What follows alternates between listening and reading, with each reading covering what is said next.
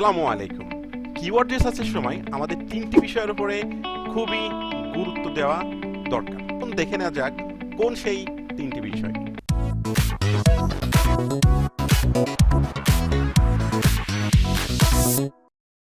First one search volume, second competitors, third keywords difficulty. এখন আসি search volume বলতে কি বোঝাচ্ছে। মনে করেন আপনি একটা কিওয়ার্ডস লিখে সার্চ করছেন how to make money online. এখন এই যে কিওয়ার্ডসটা এটা প্রতি মাসে কতজন মানুষ সার্চ করে, কারণ আমি যে কোয়েরিটা করতেছি সেম কোয়েরি এই বিশ্বের মধ্যে আরো অনেক মানুষ করতেছে সেম জিনিসটা। সো কতজন মানুষ সেই কিওয়ার্ডে আসলে সার্চ করতেছে প্রতি মাসে, সেটাই হচ্ছে সার্চ ভলিউম। যেমন how to make money online, এটার সার্চ ভলিউম দেখা গেল হইতে পারে 10,000 থেকে 1 লাখ কিংবা 1 লাখ থেকে 10 লাখ এমন। সো এইটাই আমরা বের করার জন্য আমরা কিছু টুলস ব্যবহার করে থাকি, যেমন গুগল কিওয়ার্ড প্ল্যানার, এসইএম রাশ, এরএফস, তারপরে হচ্ছে উবার সাজেস্ট, এমন অনেক টুলস আছে যে টুলসের মাধ্যমে আমরা প্রতি মাসে একটা কিওয়ার্ডস কত সার্চ হয় সেটা আমরা দেখতে পারি, এবং এটাকে বলা হচ্ছে সার্চ ভলিউম। এখন আসে হচ্ছে কম্পিটিটরস।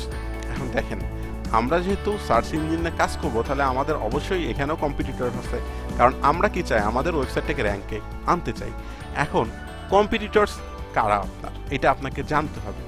আমি যখন একটা কিওয়ার্ড চয়েস করব, যেমন how to make money online, এটা আমার টপিকস নামে লিখবো বা এটা আমার কিওয়ার্ড চয়েস করছি আমি। এখন আমার কম্পিটিটরস কারা, how to make money online এটা লিখে যখন আমি সার্চ করব তখন আমার সামনে সার্চ ইঞ্জিনে টপ 10 রেজাল্ট আসবে। যে টপ 10 রেজাল্টে আসবে তারাই কিন্তু আমার কম্পিটিটরস।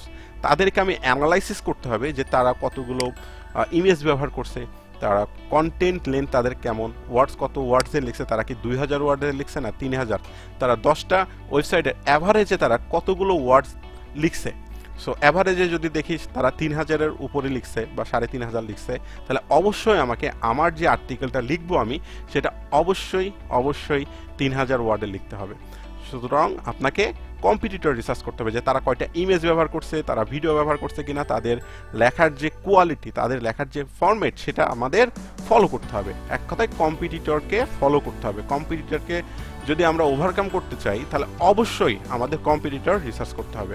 এবং আমি যে কিওয়ার্ডটা টার্গেট করে আমার সাইটে ভিজিটর আনতে যাচ্ছে, তাহলে আমার কম্পিটিটর কারা, যারা অলরেডি সেখানে পজিশনে আছে, টপ 10-এ আসছে, তারাই তো আমার কম্পিটিটরস। সুতরাং তাদেরকে আমরা সুন্দরভাবে অ্যানালাইসিস করব যে তারা কি ব্যবহার করছে তাদের কন্টেন্টের মধ্যে, তাদের আর্টিকেলের মধ্যে, তারা কয়টা ইমেজ ব্যবহার করছে, তারা কতগুলো কন্টেন্ট, তাদের ওয়ার্ডস কত লং লিখছে, এই বিষয়গুলো আমাদের ফলো করতে হবে। এখন আসি কিওয়ার্ড ডিফিকাল্টি নিয়ে।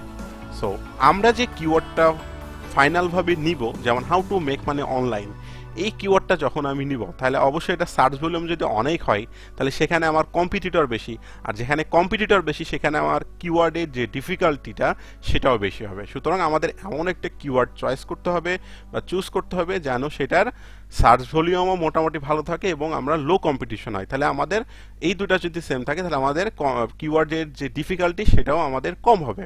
সো আমাদের কিছু টুলসের মাধ্যমে আমরা একটা কিওয়ার্ডের ডিফিকাল্টি সম্পর্কে জানতে পারি। আমরা সেটা পেইড টুলস আছে এবং ফ্রি টুলস আছে।